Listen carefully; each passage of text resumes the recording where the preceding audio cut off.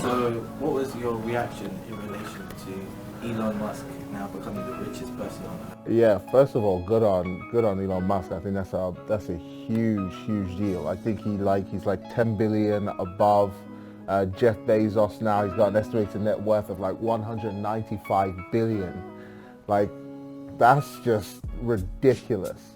But I guess to me, it inspires me. It makes me think, this is a guy. He's got 2 eyes, he's got 2 ears, just like me. He's got 10 fingers, 10 toes. He's a human being, and yet he's achieved what he's achieved with a vision, with an idea, with a belief that he could do something. He started off small and he's worked his way to the industries he's in now, and now looking at space and entrepreneurship. It just shows a lot of people they'll look at that and say, man, I could never be that.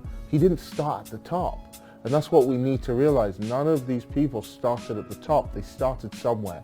And if you're willing to, the key thing is, are you willing to start? The president asked the astronaut, how are we going to get to space? I think it was Kennedy. He said, how are we going to get to space? And the astronaut simply looked back and said, the will to do it. That's all. The will to do it.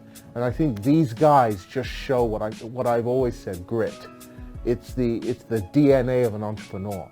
The will to do it. To them, I don't think they were trying. It was done.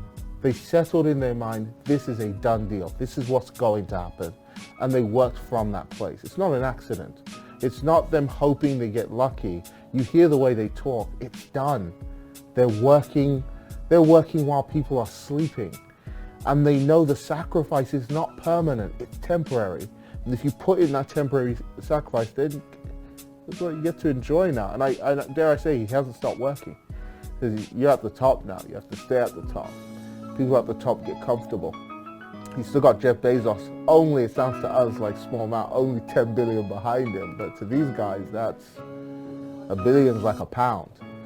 You know, it's ridiculous amounts of money they're making, but it shows that when you create something that people value, money is a representation of value, and money flows towards that value. So he sold like 500,000 cars, met his shareholders'